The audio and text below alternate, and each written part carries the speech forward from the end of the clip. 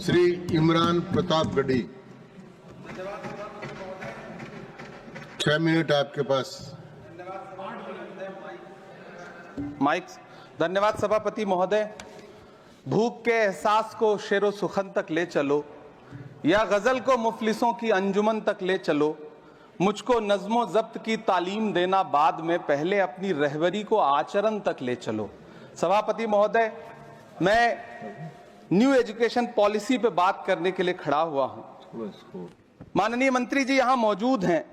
New education policy कहती है कि हमारा जोर टीचर्स ट्रेनिंग पर होना चाहिए, लेकिन जो नेशनल सैंपल सर्वे ऑफिस का आंकड़ा है वो कहता है कि इस देश में सिर्फ 13% टीचर हैं जो ट्रेंड हैं।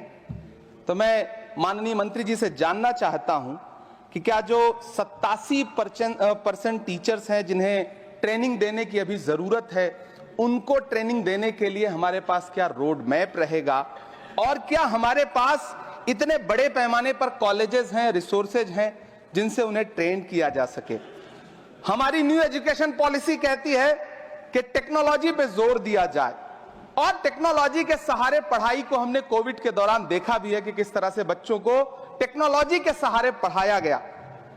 लेकिन मैं माननीय मंत्री जी से पूछना चाहता हूं कि जब इस देश में 80 करोड़ लोग 5 किलो राशन पे गुजारा कर रहे हों, तो क्या उन परिवारों तक इंटरनेट, कंप्यूटर, लैपटॉप जैसी सुविधाएं पहुंचाने के लिए कोई रोड मैप है ताकि उनके बच्चों को शिक्षित किया जा सके?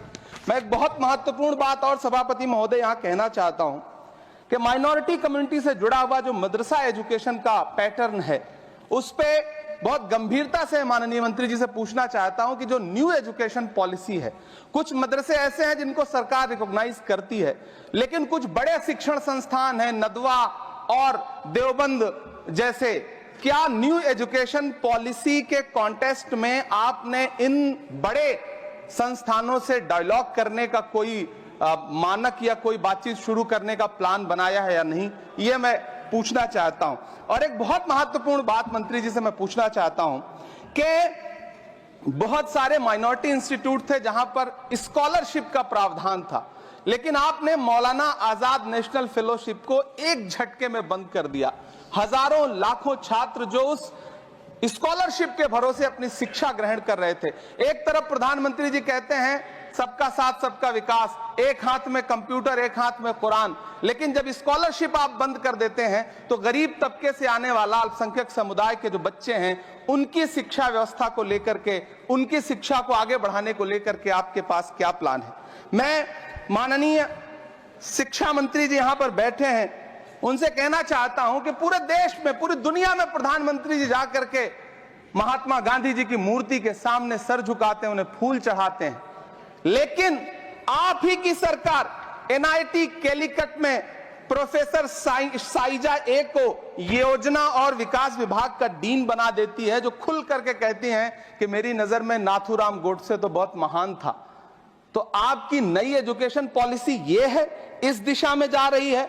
मैं आपके महोदय से, सभापति महोदय, ये कहना चाहता हूं कि किस तरह से एनसीईआरटी की किताबों में सांप्रदायिकता को परोसा जा रहा है।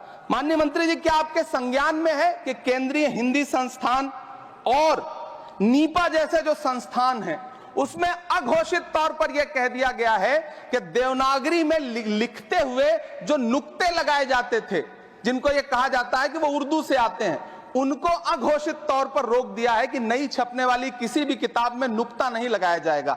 एनसीईआरटी की किताबें छापने वाले, लिखने वाले कई लोगों से मेरी व्यक्तिगत बात हुई, उनका यह कहना था कि हमें ऊपर से आदेश है, हालांकि ऐसा कोई लिखित आदेश नहीं है। तो मैं आपसे जानना चाहता हूं कि यह नुक्ता हटा करके आप देवनागरी भाषा को मजबूत कर रहे हैं या उसे कर्कश और कमजोर बना रहे हैं? यह मेरा माननीय मंत्री जी से अनुरोध है और यह मैं उनसे जानना चाहता हूं।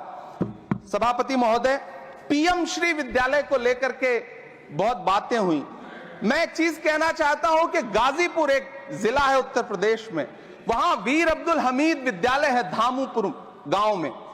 पिछले दिनों पीएम श्री कंपोजिट स्कूल का नाम लेकर के उस स्कूल का नाम बदल दिया गया, उसके सहारे भी सांप्रदायिकता परोसने की कोशिश की गई। जब सोशल मीडिया पे बहुत हंगामा खड़ा हुआ, हम सारे लोगों ने आवाज उठाई, तब फिर से बेसिक शिक्षा अधिकारी ने नाम बदल करके पुनः उसका नाम बीर अब्दुल हमीद, जो परम चक्र विजेता हैं, उनके नाम पे करने का काम किया। ये इस योजना के थ्रू भी सांप्रदायिकता को जो परोसने का काम किया जा रहा है, उसको मंत्री जी के संज्ञान में है यह बात या नहीं, और रोकने के लिए क्या काम करेंगे। एनसीईआरटी की जो किताबें हैं, उनसे हिंदू मुस्लिम एकता के जो चैप्टर हटाए जा रहे हैं। महोदय, एनसीईआरटी की किताबें बच्चों का ज़हन तैयार करती हैं। आप बेसिक तौर पे एक नया इतिहास पढ़ाने के चक्कर में बच्चों को, छोटे बच्चों को जो गुमराह करके उनको एक झूठा इतिहास पढ़ाने का प्रयास कर रहे हैं, आगे चल के दुनिया में वो बच्चे कहां सस्टेन करेंगे। तो मैं माननीय मंत्री जी से कहना चाहता हूं कि शिक्षा और धर्म को एक दूसरे से अलग रहना चाहिए। मैं आज इस विषय पे बात करते हुए एक बहुत महत्वपूर्ण बात और कहना चाहता हूं कि दिल्ली विश्वविद्यालय में पाठ्यक्रम में जो बदलाव किए गए हैं, जिसमें राजनीति विज्ञान के पाठ्यक्रम से भीमराव, रामजी अंबेडकर, मोहनदास करमचंद गांधी, मोहम्मद इकबाल और भारत के संविधान पर आधारित शोध पत्रों को हटाया गया है। दलित लेखक बामा और सुकीरथ राणा को अंग्रेजी पाठ्यक्रम से हटाया गया है। क्या ये चीजें माननीय मंत्री जी के संज्ञान में है? समय बहुत कम है। मैं इस नई एजुकेशन पॉलिसी पर आदरणीय मंत्री जी से और सरकार से इतना कहना चाहता हूं कि आप बदलाव के नाम पर ये जो नई चीजें लेकर के आ रहे हैं, कैंपस में जिस तरह की गुंडागर्दी है, अभी एक माननीय सदस्य ने बोलते हुए जेएनयू का जिस तरह से जिक्र किया कि जेएनयू में इस तरह के नारे लगे, कुछ नकाबपोश लोग आते हैं, नारे लगाते हैं, चले जाते हैं, पुलिस सालों साल गुजरने के बाद उन नकाबपोश लोगों को ढूंढ नहीं पाती है। इतने प्रतिष्ठित शिक्षण संस्थानों को बदनाम करने के लिए जो तरीका सरकार इस्तेमाल कर रही है वो बहुत शर्मनाक है। पिछले दिनों एक महिला भी नकाबपोश, जिसने छात्रावास में लाठी बरसाई थी, डंडे चलाए थे, वो आज तक उसकी पहचान नहीं की जा सकी, दिल्ली पुलिस उसे ढूंढ नहीं सकी। जामिया की लाइब्रेरी में जिस तरह से लाठियां बरसाई गई थी, उनके जख्मों के निशान आज तक नहीं सूखे हैं। अलीगढ़ मुस्लिम विश्वविद्यालय को लेकर के वहां के सांसद जिस तरह की भाषा का इस्तेमाल करते हैं, वो बहुत शर्मनाक है। माननीय मंत्री जी और सरकार से मैं आपके माध्यम से पूछना चाहता हूं और यह कहना चाहता हूं, आप बदलाव के नाम पर जो नई चीज लाने की कोशिश कर रहे हैं, महोदय, नदियों को साफ मत करिए, उन्हें गंदा मत होने दीजिए, नदियां अपने आप साफ हो जाएंगी। सभापति महोदय, मैं तो कहना चाहता हूं कि जंगल मत उगाइए, बस पेड़ों को काटना बंद कर दीजिए, जंगल अपने आप उग जाएंगे। मैं तो सरकार से कहना चाहता हूं कि शांति स्थापित करने के लिए भाषण मत दीजिए, अशांति फैलाना बंद कर दीजिए, शांति अपने आप स्थापित हो जाएगी। मैं तो कहना चाहता हूं कि प्रेम फैलाने पर लंबे लंबे लेख मत लिखिए, बस नफरत करना बंद कर दीजिए, प्रेम अपने आप फैल जाएगा। ये जो नई एजुकेशन पॉलिसी है, इसमें जिस तरह से गरीब तबके के लोगों को, हाशिए पर मौजूद लोगों को शिक्षा से दूर करने का प्रयास किया जा रहा है, वो बहुत शर्मनाक है।